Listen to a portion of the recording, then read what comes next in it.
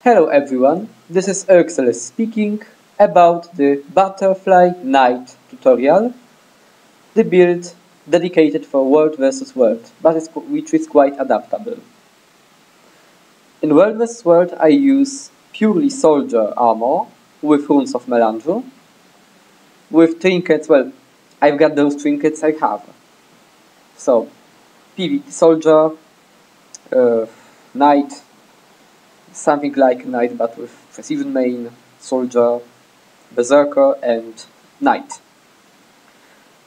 When I go to PvE, I switch to berserker trinkets and berserker armor with ruby orbs, mostly.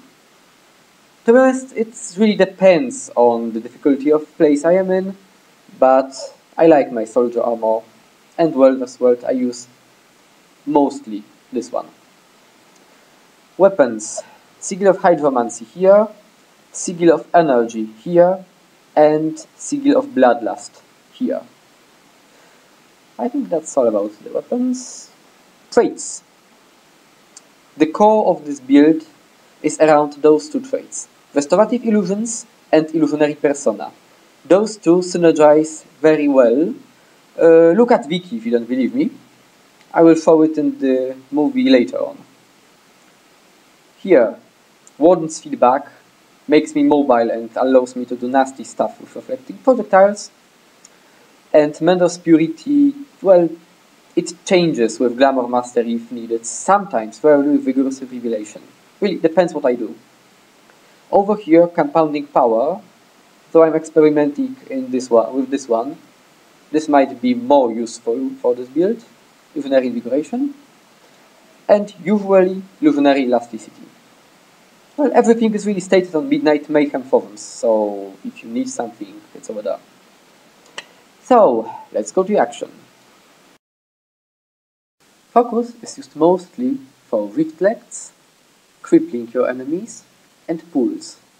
Phantasm is a nice bonus, which deals a lot of damage and helps you a lot. Greatsword is used for pushing, long range damage, might stacking from Miracle Blade, and for bone stripping if necessary. The key of this build is high mobility. You need to move a lot. Never stand in the same place unless you are using sword and are ready.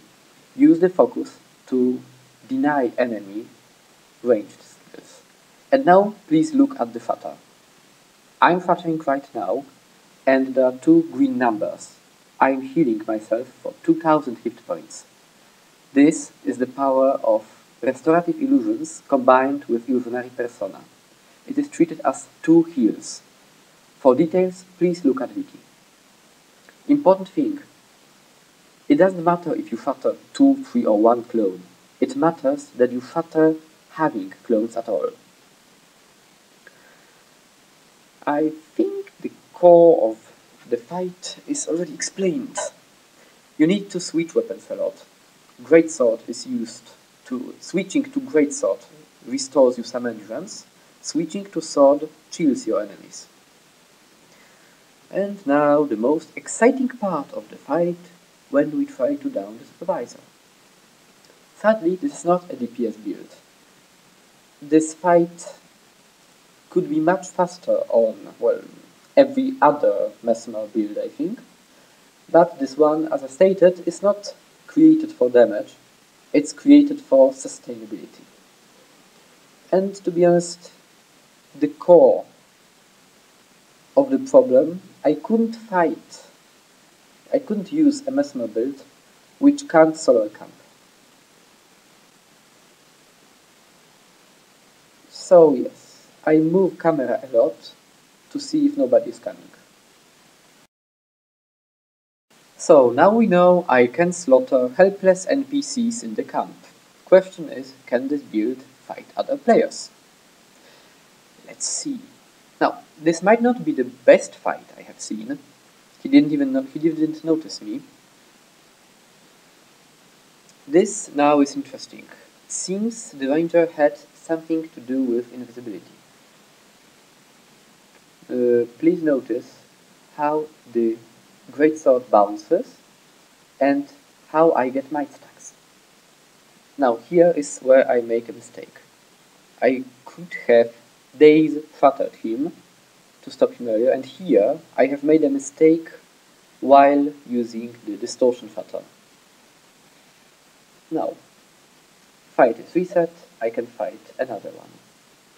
This is an elementalist. Focus to pull, thank you. Immobilized, greatsword, and now a push to stop some kind of skill. Now, a good move on his part, static field, and foiled by a critter. Now, this greatsword is a sniper rifle. Greatsword 1 skill. The further you are, the higher damage you deal. It might not be the highest DPS, but it's a good execution weapon. Playing a Mesmer in this configuration gives you high mobility and high armor. You can fight in unfavorable terrain, for example, you can fight players in the camp, but you can't overextend yourself. Right now I've made everything bad, everything. So the enemy player managed to go to his camp and I can follow him. Having 3 clones allows me to heal better and deal 9% damage more because of the trait I have, Illusion Stem. Interrupt, more clones, immobilized, sorry, not immobilized, blood frenzy flutter. I've timed the distortion flutter wrong again. So I need to hide inside the Phantasmal Warden, so scouts won't hit me. And I have lower hit points. So it's time to reset a fight. Go away, so my hit points regenerate. The camp can wait. Here I've made a mistake, I thought it will be far enough. I was wrong. So I've lost several seconds, during which an enemy is able to be resurrected by the guards. But I didn't notice, so I focused on Doliak. So, one more enemy comes to the camp, and it soon becomes 2 versus 1 in an unfriendly camp. I can't really fight in this situation, so I need to change the battlefield. Hopefully, they will follow me.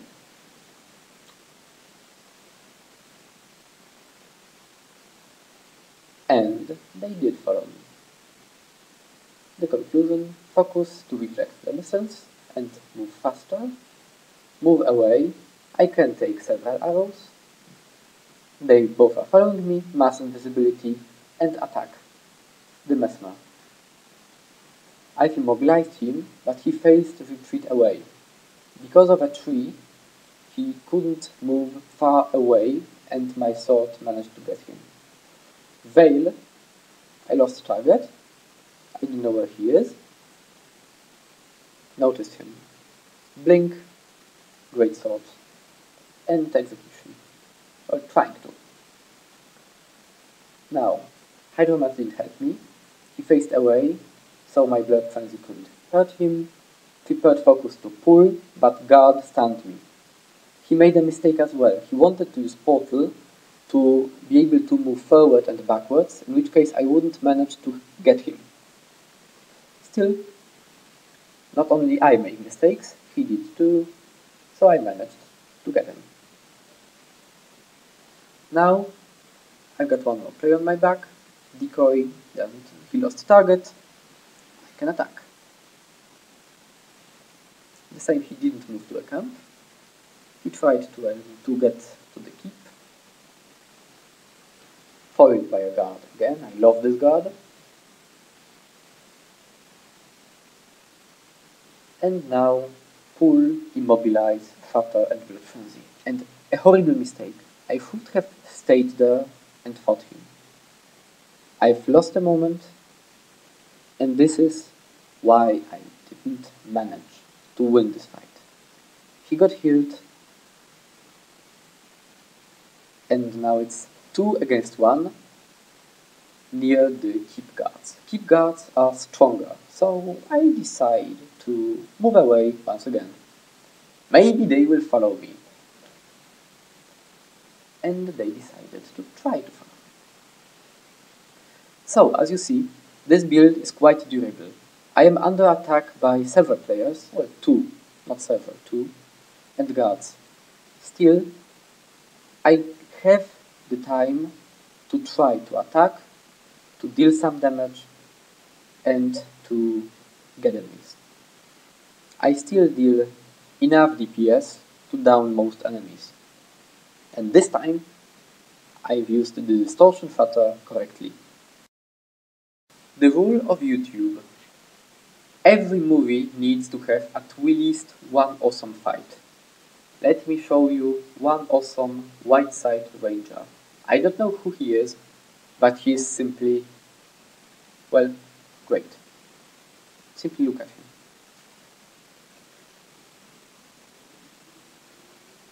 Even when I managed to do a usual stuff, well, like warden, wheel, pull and immobilize, even then he managed to slip away. And he moves so erratically, I can't really bootstrap him. So we decided to switch to the other player, who wasn't, well, who was easier to down. This fight shows the sustainability of this build. I can immobilize, I can pull, I can push, I can cripple. And even then, I can survive. Now, the ranger.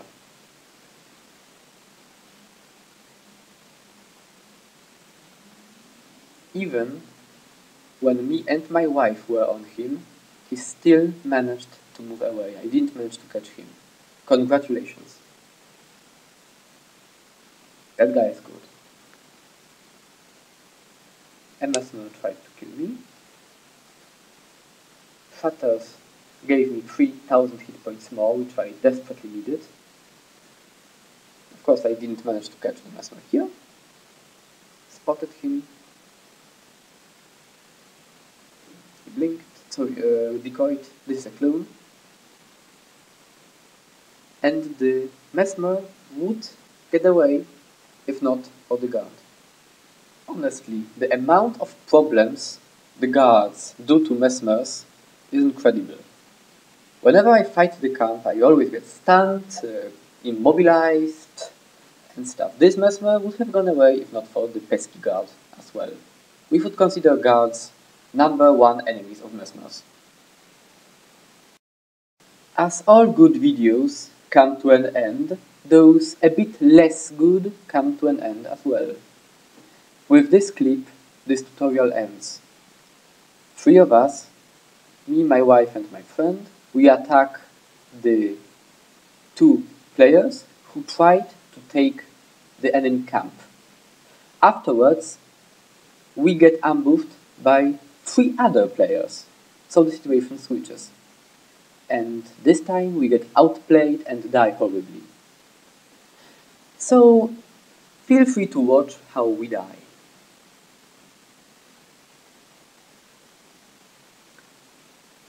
Well, remember that the build is only half of the equation. The other half of the equation is how good are the players behind the build. I am not as awesome, I'm not a very good player, I'm simply decent. If you use this build, you might be able to do a lot more than I did. Remember to shatter often, remember to use the clones, and have fun.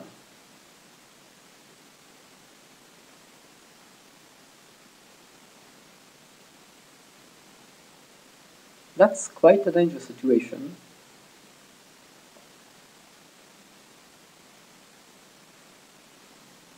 Combination of decoy, shatters, an occasional blink. It's usually enough to stay, to not get downed easily.